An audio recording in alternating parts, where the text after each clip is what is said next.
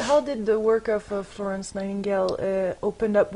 Because you wrote a magnificent book, actually, that I wanted to show here. Oh, thank you so much. How did writing this book actually change my life? Yeah, change your life. Well, and how did it expand the conversation? Because this lady was, just to back up a little bit, who she was. Right. Florence Nightingale is considered the founder of modern secular nursing. Yeah. Nurses have always been around ever since we've had human beings.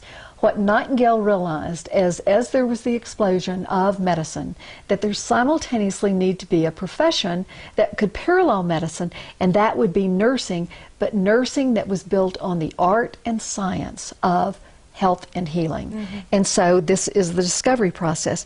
And since we were doing this, in preparation... Mystic, visionary, mystic, visionary healer. Okay. And she was born in 1820, a long time ago. She was born in 1820 and she died in 1910. This is the thing that was just so exciting to me, because when I first learned about Florence Nightingale in 1961 is the first time I ever really thought about Florence Nightingale or heard about her. But then we popped into American nursing. We didn't get into the history of global nursing. Mm-hmm. And now there are also in other cultures other global nurses that are recognized. Nightingale is one of them, and Nightingale has influenced all of the health professions right now.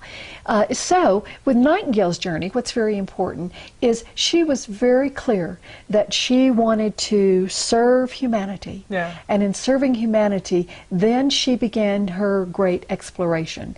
It is very important that the reason we know Florence Nightingale is because she was a passionate mathematician, statistician. She was educated at home, because in the 1820s to the 50s, when she was being educated at home, and had to be at home because women didn't go to college. Mm-hmm. And so her father was a Cambridge graduate, and he schooled her in a classical Cambridge home education. Mm. Now we do have to consider that Nightingale was also a genius. Mm-hmm. She spoke 5 languages. She liked to read in the original. But she was brilliant, and she would get an idea and she would go laser to whatever it was. So in the 1850s, she began to read what were called blue books. This is when all the people were pouring in from the farms into the great cities to work. Well, it was absolutely dreadful at that particular time. I mean, people were sick. They were being poured into. There was no place to sleep. We know all of what happened in that during the great Industrial Revolution. Nightingale realized that there had to be educated nurses that could begin to explore health and healing in communities. So also in preparation for our time here today. Look at these books. This is, right, this is Florence Nightingale's Notes on Nursing. What you're holding there is 1860, that little book. The book that preceded a year before that was Notes on Hospitals. And so there are 3 major sections in this book. But one of the things that we see here, because Nightingale would write these 1,000-page reports, 1,000, 2,000-page reports when she would come home from the Crimean War, which was 1854 to 1856. But while she was in the Crimean War, and this is a very old book, 1859, I'm going to be very careful holding it. And this is typical. Nightingale was brilliant in applied statistics. Wow. And so what she would do is she would do these flat diagrams like this, and then she would analyze the data. She was already looking at blue books that were just pages and pages like this. So this is what she did with her data coming home from the Crimean War. She wanted to illustrate that there were conditions there that could be changed, and most of the death was due to preventable illness. And I want to come back, well, let me just, and this is another little book that was 1865, Organization of Nursing in a Large Town, and this is what started what we now know as community health nursing or public health nursing around the world.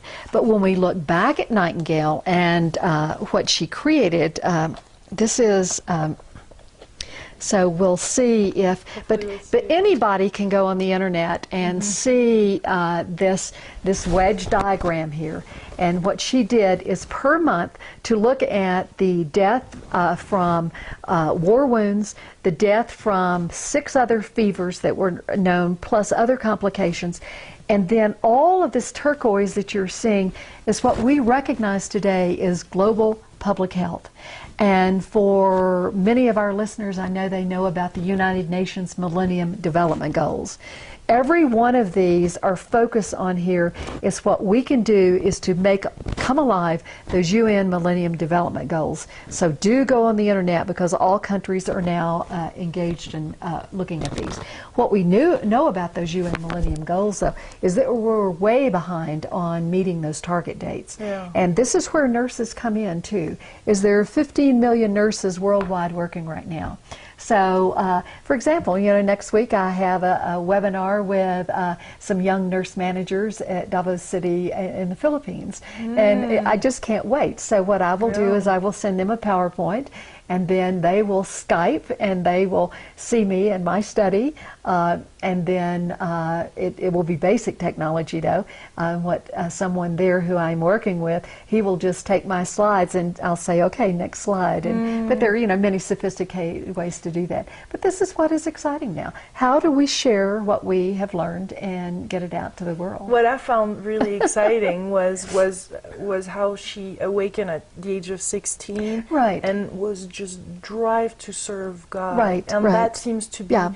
She has access right there to something huge. Exactly, and I think this is very important for us to look at. Yeah. Is I brought forward, and I'll just show again the title of the book. It's Florence Nightingale, and then Mystic, Visionary, Healer.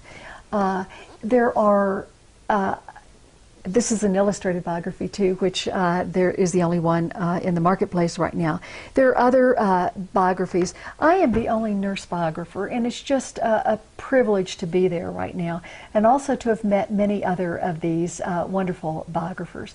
I would also like to say, for people that will be listening to this, is the letters that I had to go to the British Library to read and to the Welcome in London now are being translated and then putting on the internet. And we at the end of the project, Lynn McDonnell, who is at the University of Guelph in Guelph, Ontario, Canada, there are 16 volumes of Florence Nightingale's letters. She left 14,000 letters in the archives. 10,000 are at the British Library, and the other 4,000, which are the family letters, are at the Welcome. Now, there are copies all over the world, and even some originals that, there are a few copies, maybe not there. So people now have access to Nightingale's work, and we're going to see her work even getting out further. I'd like to go back to your question about mystic. Yeah. As I was delving into these letters, and I kept on, and again, the joy of being with Larry Dossey, he's such a, unbelievable reader. And so, if you want to have a conversation with people that you live with or you're working with, you better read some similar stuff. And so I had the privilege in the 70s of reading, after Larry Dossey getting his Mysticism, a book published in 1911 by Evelyn Underhill. Wow. And in this, it is the definitive work of, and I want to clarify this, Western mysticism. There is a body of literature of Eastern mysticism. But what I want to do is to keep it real clear. And so as I was going through her letters to try to create a framework to wrap around these gigantic conversations and diaries and work that she is sharing with other people that are like-minded. So as I began to read these letters, I would say, boy, she reads like a mystic. But then I went, I can't call her a mystic, nobody else has. And then after about 3 years of doing this, one day I absolutely burst into tears, having dinner one night with Larry, and I said, Larry, she reads like a mystic because she was a mystic. So what I can do now with this first 3 years, I hadn't quite conceptualized, I now can see how I can look at periods of her life and look at these 5 phases. It's awakening, purgation, illumination, surrender, and union. Those are the 5. Those are the 5 phases. So the awakening of the mystic mysticism. in Western mysticism. And so you look at all of the great mystics that Evelyn Underhill wrote about in that. And so the awakening, right before Nightingale's 17th birthday, she hears the voice of God. I mean, what do you do when someone records that and then they are driven to serve God? She writes that. She writes that. Yes. Then on 3 more occasions she refers to her original calling and again hearing the voice of God.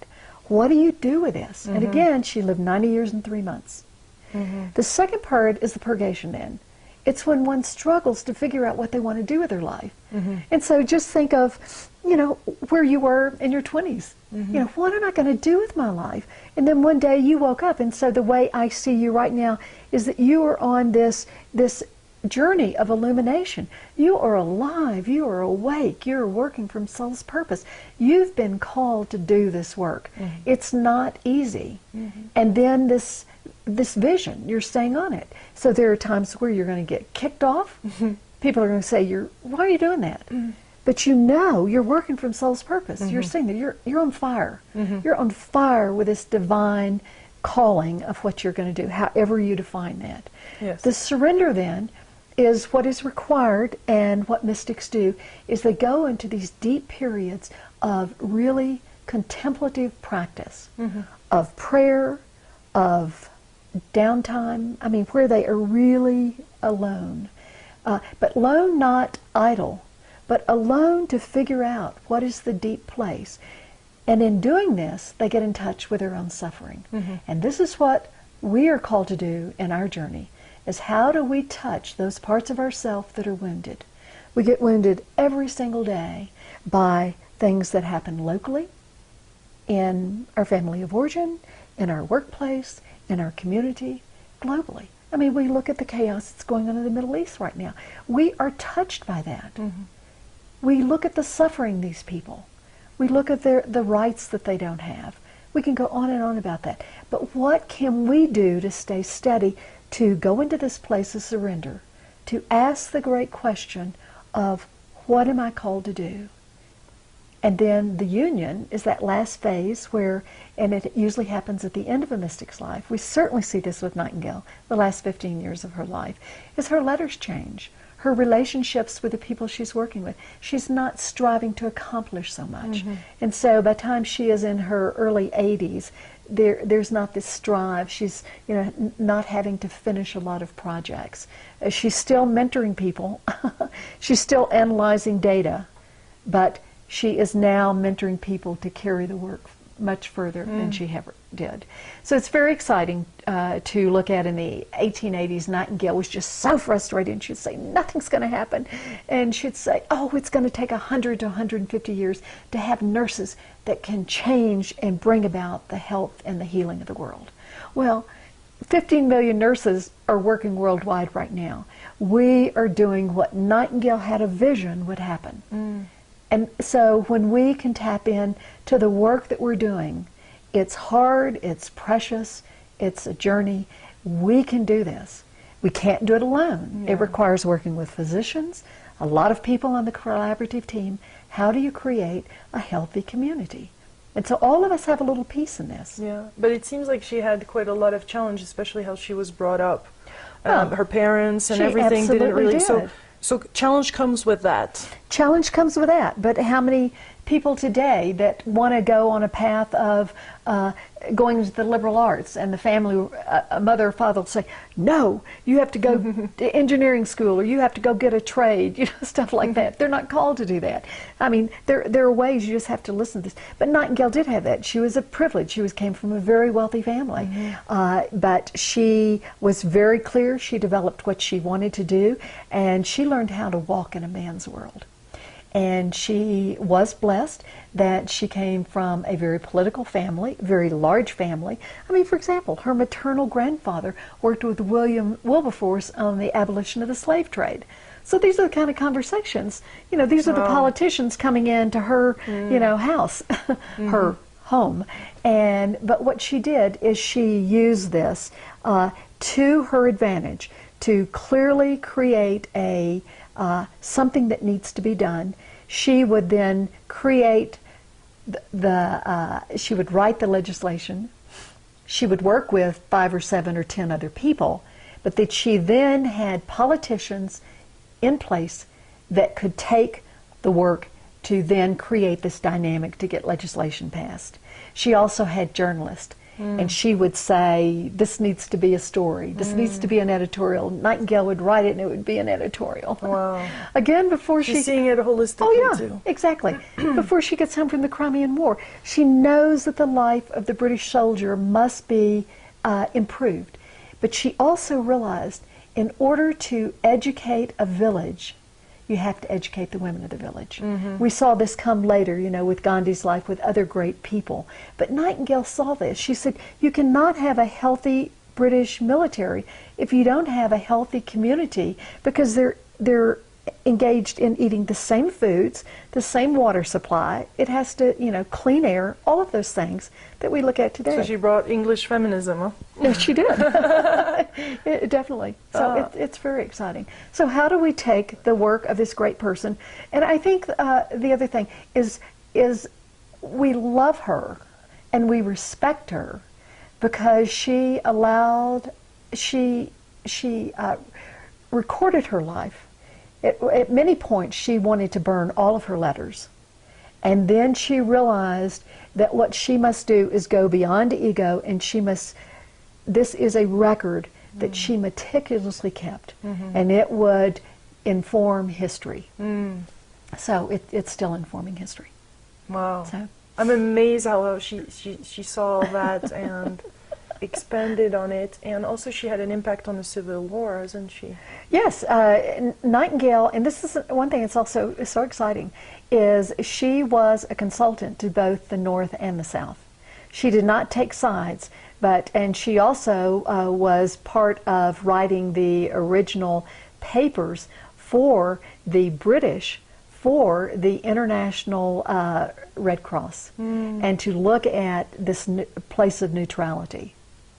And so with, you know, and during the Prussian War, she was looking at both sides. What is happening to that soldier? How can we help that suffering soldier? And so the founder of the International Red Cross, Henri Dunant, and my French is not, you can correct me on that, D-U-N-A-N-T, what would it be? Dunant? Okay, good. Dunant.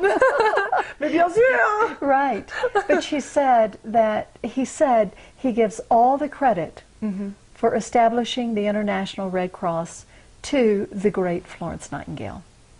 Also, in the end of my illustrated biography, I knew, because Nightingale had done so much work with the young Indian nationalist, of saying that the Indians must be in charge of their own country.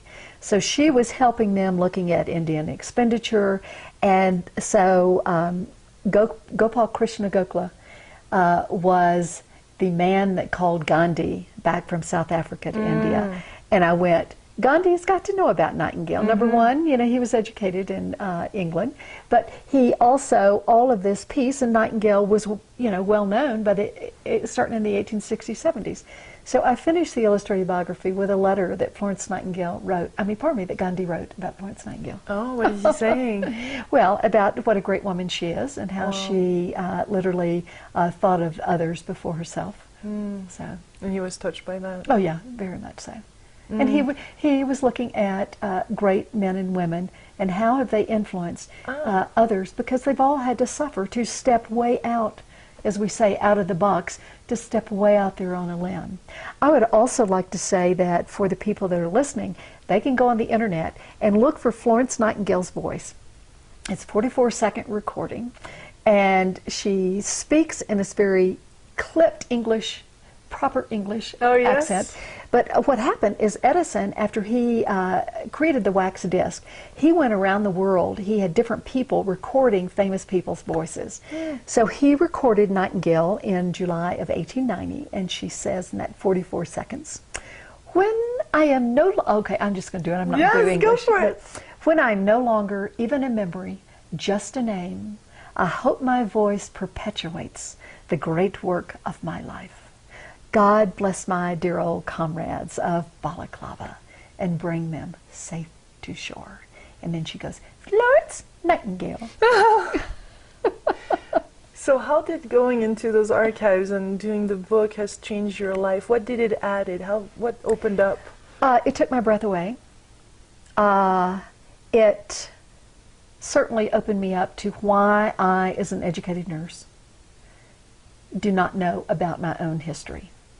One of the things that I love to do, as you know, is write.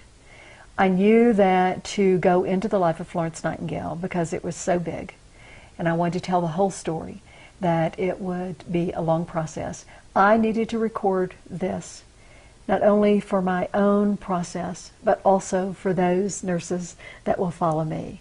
How can they too know their history? And it's not only nurses, how do people in other disciplines, as well as every human being, know the life of this great woman? So that changed me. It also helped me be much clearer about my responsibility and my challenges, how to focus and leave a recorded record of what's going on in this period of time in my 46 years. I still got, about 15 or so years left. At least. I can't ever imagine, retiring. But, so many of my colleagues now at 65 are retiring, and I'm 67, and I'm just going, I don't know what that means. Yeah. And I've recently been to a couple of meetings where the keynote speakers were in their 80s, and I went, ooh, I can do that. Yes, yes. So, that will happen. And so it's just, I will continue to stay focused. The projects are big. How to, fine-tune them so that then people can take the work much further than I have. And it seems like you're in the union phase where... yes, that's very, very, that's precious, yes. I feel a real sense of a connectedness with the divine. Yeah. That is part of one of my self-care pieces. And as you've had the luxury of seeing here in Santa Fe, we're out in nature. Even though we're 5 minutes from town, I can... walk out my door, and in 5 minutes I'm in, really a backcountry. We have over 50 miles of walking trails around our precious city, so it's, quite wonderful. I would also love to see, and I also put this book here for the readers too, the listeners, this is one of the journeys that I'm on right now. We're going into the 6th edition, and it will be out in 2012. But this is Holistic Nursing, a Handbook for Practice. And then the cover of this is, again, this is a message because this is global public nursing right now. Global nursing is how do we create the conditions for people to be healthy, body, mind, and spirit.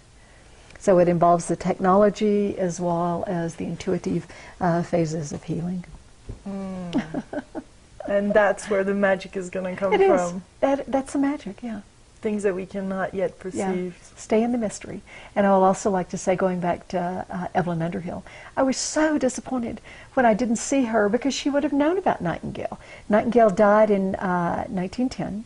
And then her book, 1911, and of course immediately I was going, oh, Nightingale's going to be in there.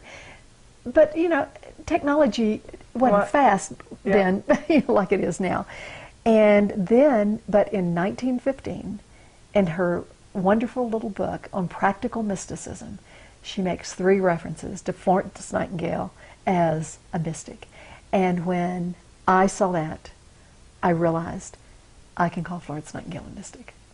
Tell us how you define a mystic again. A mystic is one who has had that unmediated experience of God. They see the divine in the way they live their life and the way they do their work. And it's not around a religious practice. It may or may not involve that, but it is that direct experience of God. And that's also the way... It seems like in this time we'll all have maybe the chance to be mystics. We do, yes. You're absolutely right. And I think that there are mystics that walk among us every single day. And that is allowing ourselves to, use those 5 phases and coordinate them with our life. Are we awake in this moment? How can we do that? How do we even touch with a deeper divine connection? The purgation, when we're struggling, what can we do to figure out what the struggles are? What are the challenges, the barriers? The illumination is just kind of, play with these barriers and the challenges, and then just one day you're absolutely on fire. And it's like when I woke up one day and I just said, I'm called to do this. I am going to do this. And then to know what I was making a commitment to. Yeah. It was just going to be a little 100-page book, and though, it became an illustrated biography. I had to do that. Yeah. But that's what kept me on track to do that. And then the surrender is we all go through this phase of where we are so busy. we lose the light of what we're supposed to be doing. So how can we surrender to the moment, to go deep and to ask those questions, to sit in prayer, to sit in meditation, to take walks in nature, to read poetry, to read sacred scriptures, whatever that is, and then to feel that connection. Yeah. And again, it's a cycle. So it's like... But it's non-linear. It's non-linear. In fact, you can go, you're on fire, illumination, and then you slip way back into purgation. Yeah. And you go, what's that back? And so it's just, it's that dance. 2 or 3 steps forward, 2 or 3 back. And then it's 5 steps forward and 4 back. And then it's 7, and then it could go back to 2. When we lose our way, we have to go back into deepening. Yeah.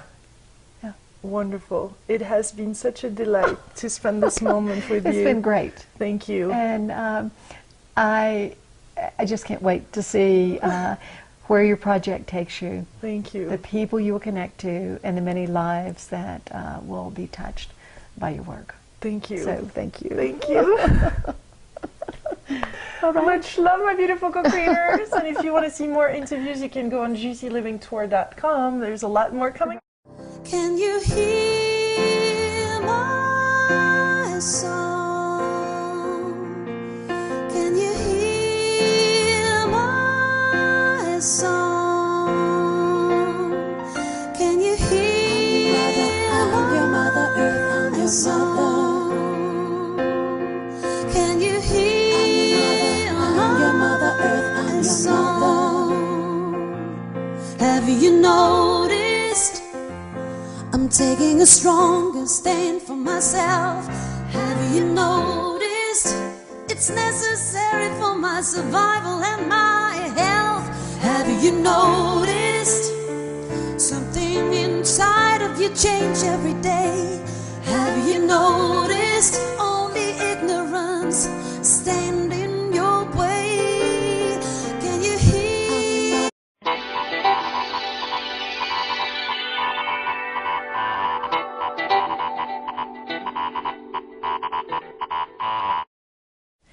How did the work of Florence Nightingale open up?